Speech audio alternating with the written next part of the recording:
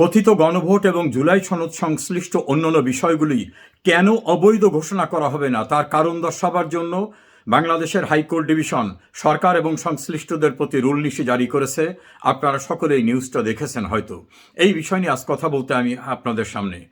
আমি দীর্ঘদিন পূর্বে অস্ট্রেলিয়া প্রবাসী সাংবাদিক ফজলুল বারী এবং সাংবাদিক নবনীতা চৌধুরীর সঙ্গে দুইটি ইন্টারভিউতে এবং পৃথকভাবে আমার ভিডিও কন্টেন্টসে বলেছিলাম, বাংলাদেশে যে অন্তর্বর্তীকালীন সরকার গঠিত হয়েছে এটা সম্পূর্ণরূপে অবৈধ এবং কোর্টের দেওয়া মতামতকে অপব্যাখ্যা করে, অর্থাৎ মহামান্য রাষ্ট্রপতি প্রধানমন্ত্রী শেখ হাসিনার অনুপস্থিতিতে কিভাবে কাজ করবেন এটা সুপ্রিম কোর্টের কাছে একটা মতামত চেয়েছিলেন। সুপ্রিম কোর্টের সেই মতামতটা যদিও বিতর্কিত, তারপর যুক্তির খাতিরে যদি আমরা ধরে নিই সেরকম একটা মতামত দিয়েছিলেন। সেই মতামতের শেষ অংশে লেখা ছিল, জরুরি নির্বাহী কার্য সম্পাদন করার জন্য রাষ্ট্রপতি প্রধান উপদেষ্টা এবং অন্যান্য উপদেষ্টা নিয়োগ দিতে পারেন। মনে রাখবেন, কোথাও সুপ্রিম কোর্ট বলে নাই যে অন্তর্বর্তীকালীন সরকার গঠন করতে পারবেন। এখন ওই উপদেষ্টা প্রধান উপদেষ্টারা রাষ্ট্রপতির অধীনে তো কাজ করতে পারে, কারণ রাষ্ট্রপতি তো রাষ্ট্রের প্রধান, সব কিছুর ঊর্ধ্বে তিনি। এখন সুপ্রিম কোর্টের এই মতামতকে অপব্যাখ্যা করে তারা ক্লেইম করছে, তারা দাবি করছে আমরা অন্তর্বর্তীকালীন সরকার। আসলে সুপ্রিম কোর্ট অন্তর্বর্তীকালীন সরকার গঠন করতে পারবে এমন কোনো কথা বলেনি। এক্ষেত্রে হয়তো সুপ্রিম কোর্ট মাথায় রেখেছিল, বিবেচনায় রেখেছিল যে সুপ্রিম কোর্টও কিন্তু বাংলাদেশের সর্বোচ্চ আইন সংবিধানের ঊর্ধ্বে না। সাংবিধানিক কোনো বিষয় নিয়ে যদি অস্পষ্টতা থাকে তারা ব্যাখ্যা দিতে পারেন, কিন্তু যেটা সংবিধানে নাই সেইটা বলার ক্ষমতা সুপ্রিম কোর্টেরও নাই। কাজে সুপ্রিম কোর্ট সেই মতামতের বিগিনিংয়েই বলছেন তত্ত্বাবধায়ক বা অন্য কোনো সরকার গঠন করার বিষয় সংবিধানে নাই, অর্থাৎ একেবারে শুরুতেই তারা এটা স্মরণ করিয়ে দিয়েছেন। এখন সেই প্রক্রিয়ায় নিয়োগপ্রাপ্ত ডক্টর ইউনূস এবং তার পারিষদবর্গ তারা নিজেদেরকে অন্তর্বর্তীকালীন সরকার দাবি করাটা যে সম্পূর্ণ অবৈধ ছিল সেটা আমি রিপিটেডলি 1 বছর পূর্ব থেকে বিভিন্ন সময় বলেছি। আরেকটি বিষয় ছিল যে মহামান্য রাষ্ট্রপতির এখতিয়ার কতটুকু।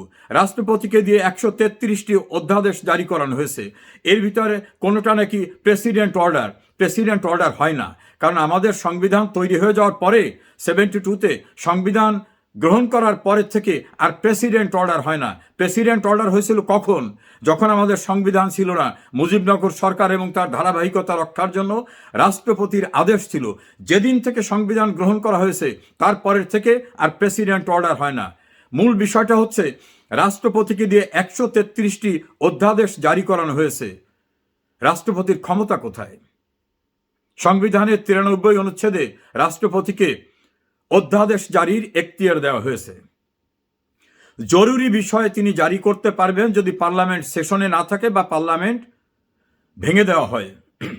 শর্ত আছে, সংবিধানে যেটা নাই, অর্থাৎ সংবিধানের ভিতরে যেটা নাই বা যেটা জারি করলে সংবিধানের বিধিবিধান রহিত হয়ে যাবে, এটা তিনি করতে পারবেন না।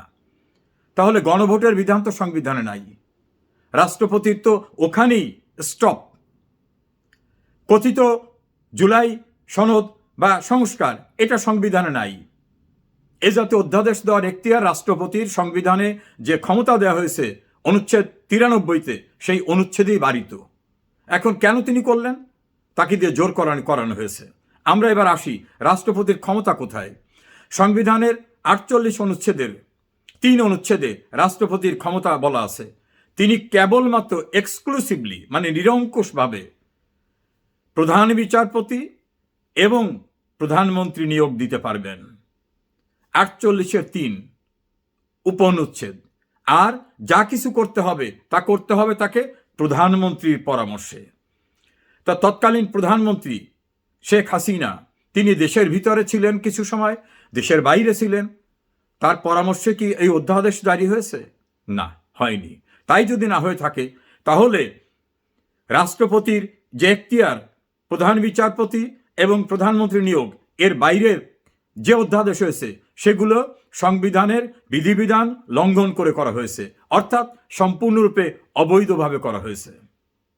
এর ভিতর গুরুত্বপূর্ণ হচ্ছে আইসিটি ট্রাইব্যুনালে যুদ্ধাপরাধীদের বিচারের প্রতিশোধ নেওয়ার জন্য সাজানো একটা মোকারি যে ট্রায়াল প্রক্রিয়া, সেটাতে যাতে আওয়ামী লীগের নেতৃবৃন্দ অর্থাৎ যারা যুদ্ধাপরাধীদের বিচার প্রক্রিয়ায় সোচ্চার ছিল, বিভিন্নভাবে সম্পৃক্ত ছিল, তাদেরকে সাজা দিয়ে প্রতিশোধ নেওয়ার জন্য যে একটা সিস্টেমেটিক প্রিপ্ল্যান বিচার ব্যবস্থা, সেটার জন্য 4 বার অধ্যাদেশ জারি করানো হয়েছে, যেটা ছিল সম্পূর্ণরূপে অসাংবিধানিক। ফলে আইনের ভাষায় আছে ভয়েড ইন এ বিষয়, অর্থাৎ যে বিষয়গুলি শুরুতেই অবৈধ তার ধারাবাহিকতায় সবগুলো অবৈধ হয়ে যায়। ফলে যে অধ্যাদেশ জারি করে প্রাইম মিনিস্টার শেখ হাসিনা সহ অন্যান্যদেরকে সাজা দেওয়ানো হয়েছে, তার বিগিনিং ছিল অবৈধ, তার ধারাবাহিকতায় যা কিছু হয়েছে সেগুলো অবৈধ। তৃতীয় হচ্ছে 2024 সালের অগস্টে আন্দোলনের নামে সহিংসতা, বর্বরতা, নারকীয়তা, অগ্নিসংযোগ, মানুষ হত্যা, পুলিশ হত্যা, এই সমস্ত অপরাধীদের রক্ষা করার জন্য যে ইন্ডেমনিটি দেওয়ার প্রক্রিয়াটা তৈরি করা হয়েছে, সেটাও রাষ্ট্রপতির অর্ডিন্যান্সের মাধ্যমে তৈরি করা হয়েছে। এটা করার সুযোগ নাই। 1975-এর 15 আগস্ট বঙ্গবন্ধুকে হত্যা করার পরে অবৈধ ক্ষমতা দখলদাররা যা কিছু করেছিল সব কিছুকে বৈধতা দেওয়ার জন্য 1979 সালের পার্লামেন্টের 9 এপ্রিল আইন পাশ করেছিল, যেটাকে বলা হয় সংবিধানের 5ম সংশোধনী। একইভাবে জেনারেল এরশাদ ক্ষমতা দখল করার পরে তিনি ইউজার বার ছিলেন, অবৈধ ক্ষমতা দখলদার, তিনিও 7ম সংশোধনী করে চেষ্টা করেছিলেন বৈধতা দিতে। এই 2টি সংশোধনী সুপ্রিম কোর্ট অবৈধ ঘোষণা করেছে এবং অবৈধ ক্ষমতা দখলদারদের কৃতকর্মকারীদেরকে বলা হয়েছে রাষ্ট্রদ্রোহী, তস্কর, নানাভাবে অভিহিত করা হয়েছে। আর একটা খুনিদের রক্ষা করার জন্য একটা আইন হয়েছিল, অপারেশন ক্লিন হার্টের সঙ্গে জড়িত যারা, তাদের রক্ষা করার জন্য একটা ইন্ডেমনিটি করা হয়েছিল। সেই দায় মুক্তিও সুপ্রিম কোর্টে চ্যালেঞ্জ হয়েছিল, সুপ্রিম কোর্ট সেটাকে অবৈধ ঘোষণা করেছেন।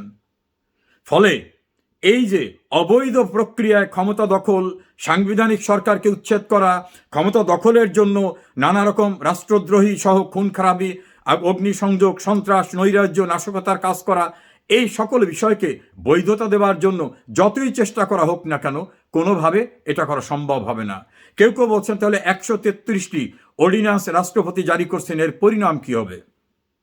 একটা জিনিস হতে পারে, সেটা হচ্ছে যেগুলি ঘটে গেছে সেটাকে পাস্ট অ্যান্ড ক্লোজ চ্যাপ্টার, অর্থাৎ যা ঘটে গেছে সেটাকে কন্ডোন করা যেতে পারে, ক্ষমা করা যেতে পারে, মাফ করা যেতে পারে, গ্রহণ করা যেতে পারে। কিন্তু যেগুলো চলমান রয়েছে সেগুলোকে কোনোভাবে সংবিধানের বাইরে গিয়ে পার্লামেন্টে আসন্ন অধিবেশনে গ্রহণ করার সুযোগ নাই।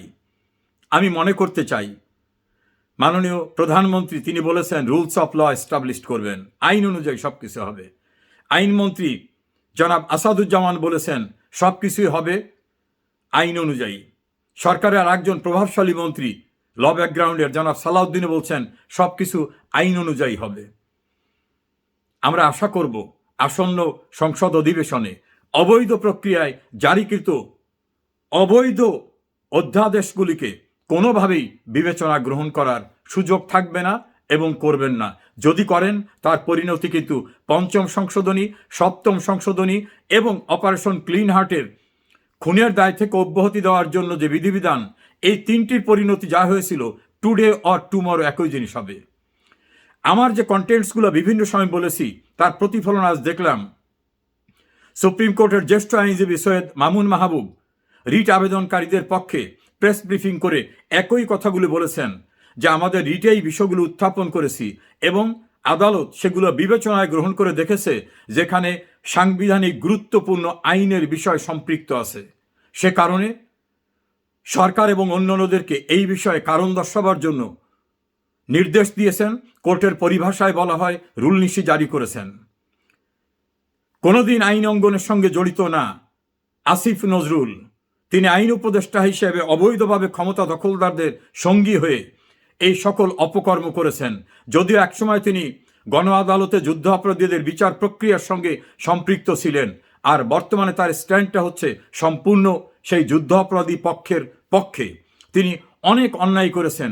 বাংলাদেশের আইনের শাসন, বাংলাদেশের রুলস অফ ল এবং কনস্টিটিউশনাল কন্টিনিউশনকে ধ্বংস করার জন্য যে কুশীলবরা, ইউনুসের পরে দ্বিতীয় ব্যক্তি তিনি এই আসিফ নজরুল, যদিও তার মূল নামটা মোহাম্মদ নজরুল ইসলাম।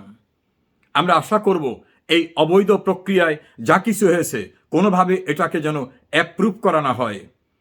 সুপ্রিম কোর্টও কিন্তু আইনের ঊর্ধ্বে না, কাজে সুপ্রিম কোর্ট নিজেও আইনের বাইরে গিয়ে কোনো সিদ্ধান্ত দিতে পারেন না। আমি একজন আইনজীবী হিসাবে, আইনের ছাত্র হিসাবে আমার প্রায় 40 বছরের অভিজ্ঞতার আলোকে বলছি, কোনো মাপেই কথিত জুলাই সংস্কার, কথিত জুলাই সনদ, কথিত গণভোট এটাকে বৈধতা দেওয়ার কোনো সুযোগ নাই। Beyond constitution. অবৈধ ক্ষমতা দখলদার ইউনূসও এবং তার পারিষদবর্গ যে শপথ নিয়েছিলেন, সেখানে তারা বলেছিলেন, এই মর্মে শপথ নিচ্ছি যে আমরা এই সংবিধানকে প্রোটেক্ট, প্রিজার্ভ এবং ডিফেন্ড করব। সংবিধানকে সংরক্ষণ করবেন, সংবিধানকে ডিফেন্ড করবেন, সংবিধানের বিধিবিধান অনুসরণ করবেন। এই শপথ নিয়ে যারা শপথ পরিপন্থী অর্থাৎ সংবিধান পরিপন্থী কাজ করেছেন, তারা অন্যায় করেছে শুধু না, তারা ইতিহাসের জঘন্যতম অপরাধ করেছেন। ডক্টর ইউনূস এবং তার পারিষদবর্গ যে দুর্নীতি, সংবিধান ভঙ্গ, রাষ্ট্রদ্রোহিতা, অনাচার, ক্ষমতার অপব্যবহার, প্রশাসনকে ব্যবহার করা, বিচার বিভাগকে ব্যবহার করার মধ্য থেকে যে নৈরাজ্য সৃষ্টি করেছেন, আমার মনে হয় না পৃথিবীর ইতিহাসে এমন ক্ষমতালিপ্সু, দুর্নীতিবাজ, অবৈধ ক্ষমতার এক্সারসাইজ করা কোনো ঘটনা অন্য কেউ ঘটিয়েছে। টুডে অর টুমরো আইনের আওতায় বিচারের মুখোমুখি তাদের হতে হবে। সবচেয়ে আরেকটি জঘন্য কাজ করেছে, গ্রাম অঞ্চলে মানুষ বলে যে আমাকে তোরা মোড়ল বলবি, আমাকে তোরা বলবি আমি এই গ্রামের সম্মানিত ব্যক্তি, আমি মাতুব্বর। ইউনূস ক্ষমতা ছাড়ার পূর্বে 10 ফেব্রুয়ারি একটা গেজেট নোটিফিকেশন করে বলছেন যে আমি নিজে একজন ভিভিআইপি, অত্যন্ত গুরুত্বপূর্ণ ব্যক্তি, অতএব আমাকে 1 বছর পর্যন্ত এই গুরুত্বপূর্ণ ব্যক্তি হিসাবে নিরাপত্তা দিতে হবে। আমি শুনি নেই কোনো আহাম্বক নিজেকে নিজে অত্যন্ত গুরুত্বপূর্ণ ব্যক্তি বলে, আর বিধিবিধান উপেক্ষা করে তিনি 1 বছরের নিরাপত্তার জন্য গেজেট করেছেন। সেখানে প্রচলিত রেওয়াজ এবং নিয়ম ছিল 3 মাস, এর বাইরে না। তাও নির্বাচিত এবং অন্যান্যদের ক্ষেত্রে। উনি তো অনির্বাচিত, অবৈধ। উনি জুডিশিয়ারিকে যেভাবে ব্যবহার করেছেন, যেভাবে রাষ্ট্রের সম্পদ লুণ্ঠন করেছেন উনি এবং ওনার পারিষদ, দুদক নাকি এখন হিমশিম খাচ্ছে তাদের অভিযোগ রিসিভ করতে। এত বেশি অভিযোগ জমা হচ্ছে। কালের কণ্ঠে নিউজে দেখলাম যে তারা বলছেন এটা রেকর্ড, নজিরবিহীন এত অভিযোগ দুর্নীতির তাদের বিরুদ্ধে। আমরা আশা করি, প্রধানমন্ত্রী বলেছেন সবকিছুই আইন অনুযায়ী হবে, সবকিছুই যেন আইন অনুযায়ী হয়। আইনের বাইরে কিছু করলে, আমি যে 3টি উদাহরণ দিলাম, পরিণতি তাই হবে। আশা করি আপনারা অন্তত নতুন প্রত্যাশার হতাশা সৃষ্টি না করে বাস্তবায়নের দিকে যাবেন। সুপ্রিয় দর্শক শ্রোতা, যে যেখানে আছেন ভালো থাকবেন, সুখে থাকবেন, নিরাপদে থাকবেন।